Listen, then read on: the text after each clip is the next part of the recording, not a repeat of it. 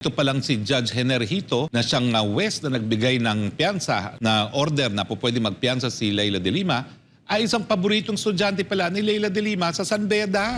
Ang balita pa sa akin, hindi lang ordinaryong estudyante ni Leila de Lima itong si Judge Hito, paboritong estudyante pa. Siya rin yung nagbigay ng order na mag-furlough yung si Leila de Lima para bisitahin yung nanay. So talagang maraming desisyon na pabor kay Leila de Lima itong si Judge Hito. Ang tanong, meron kayang kinalaman yung pagiging estudyante ni Judge Hito kay Leila de Lima? Sinabi ba niya sa prosecution yung kanyang relasyon kay Leila de Lima? Baka mawala na naman ang tiwala ang taong bayan sa ating sistema ng katarungan. Kontrobersyal na nga ang kaso ni Leila de Lima, lalo pa talaga maging kontrobersyal yan. Ngayong lumabas na itong katotohanan na estudyante pala ni Leila de Lima itong si Judge Hito.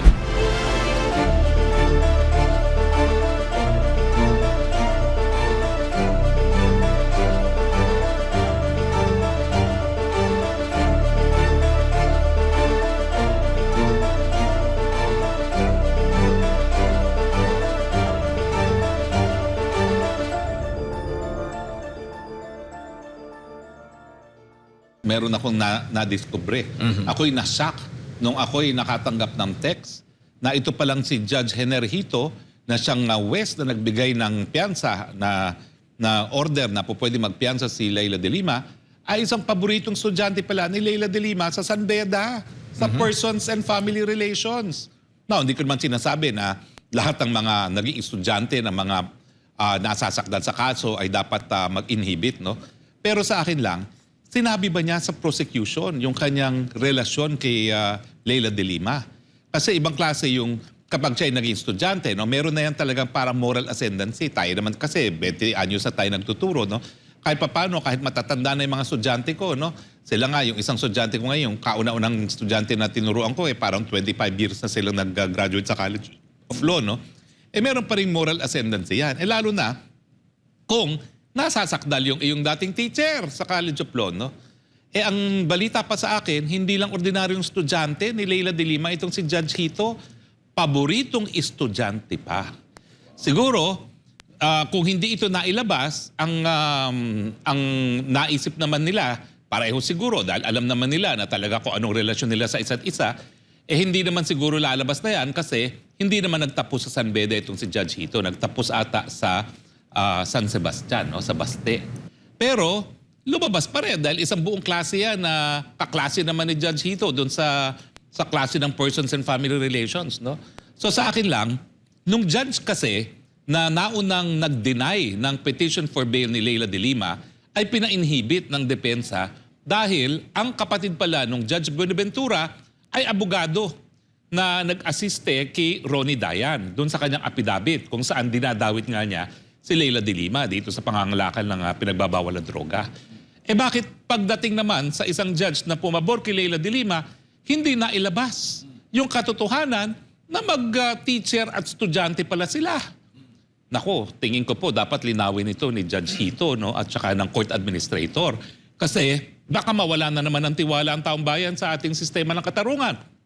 Kontrobersyal na nga ang kaso ni Leila de Lima, lalo pa talaga maging kontrobersyal yan. Ngayong lumabas na itong katotohanan na estudyante pala ni Leila de Lima itong si Judge Hito. Pwede naman kasi na baka naman pinagbigay alam doon sa public prosecutors. At kung hindi naman nagreklamong public prosecutors, wala tayong magagawa dahil sila naman ang naghahawak ng kaso. Dito sa isang kidnapping case ko, may isang abogadong pumasok, no? Na parang, wow, ang lakas ng dating. Tapos maya-maya, sinabi ng judge, I'd like to give notice to the parties na attorney so-and-so used to be the branch public prosecutor of this court. Yung pala, dun siya naka-assign sa hukuman na yun bilang piskal. So, hindi naman ako nagreklamo dahil ako naman naniniwala na kahit ano pa mangyari, patas naman yung West na yun, no? So dito, tinatanong lang natin, nagkaroon ba ng ganyang disclosure na merong relasyon si Judge Hito dito kay Leila de Lima? At napakalaking relasyon yan, napaka-importanting relasyon yan dahil bilang isang estudyante ng batas, lalo na kung totoo na siya naging paborito ni Leila de Lima, talagang merong moral ascendancy. Ngayon, yung artikulo ng Rappler na talagang puro-puri dito kay Judge Hito, dati pala, siya rin yung nagbigay ng order na mag-furlough yung si Leila de Lima para bisitahin yung nanay. So talagang maraming desisyon na pabor kay Leila de Lima itong si Judge Hito. ngayong lumabas na teacher pala niya, ang tanong, meron kayang kinalaman yung pagiging estudyante ni Judge Hito kay Leila de Lima? Pero sa akin, kung talagang isinapubliko ni Judge yan at tinanggap ng public prosecutors, kasalanan na yan ng public prosecutors na hindi sila nagpa-inhibit. Pero ngayon nga, matapos siguro ang programa, tatawagan ko rin si Secretary Remulla, no? O kaya naman, baka naman tawagan na natin sa programa para mapabigyan alam kay Secretary Remulla. Kasi posible rin na hindi alam ng public prosecutors. Pero kasi, dyan sa DOJ ngayon, halos ang dami mga San Beda graduates dyan eh. Bagamat hindi natapos at nag-graduate sa San Beda si Judge Hito, sigurado ko, alam naman na yan ng mga fiscal dyan. Kasi yung deputy, tawag doon, Director General ng National Prosecution Service, si Fiscal Padulyon, taga San Beda rin. No? Hindi ko alam kung yung Prosecutor General natin na appointee ni Presidente Duterte San Beda rin. So parang alam nila ang mga ties that bind. No? Pero sa akin, yun lang ang dapat linawin. Isinapubliko ba yan? Nang sa ganon, nabigyan ng pagkakataon na mag-file ng motion to inhibit ang mga public prosecutors gaya ng ginawa ng mga counsels for the defense.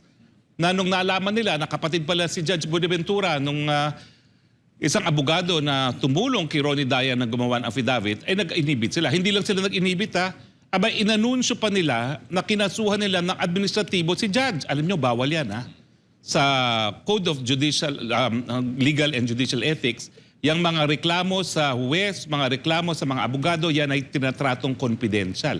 Pero nakita ko na inanunsyo pa nila na sila ay nagkasampa ng kasong administratibo laban dyan kay Judge Buenaventura na nauna nang nagbasura doon sa petition for bail ni Leila de Lima. So subukan nga natin kontakin ngayon si Secretary Remulla para tingnan natin kung nalaman talaga ng public prosecutors itong relasyon na naging paboritong estudyante pala ni Leila de Lima, si Judge Hito. Attorney, tanong ko lang, ano ba yung patakaran sa pag-inhibit, halimbawa ng isang judge, maliban sa meron siyang kadugo niya, yung panig doon sa ano? Well, kahit anong dahilan na magkakaroon man lang ng duda ang publiko na hindi patas ang isang huwes.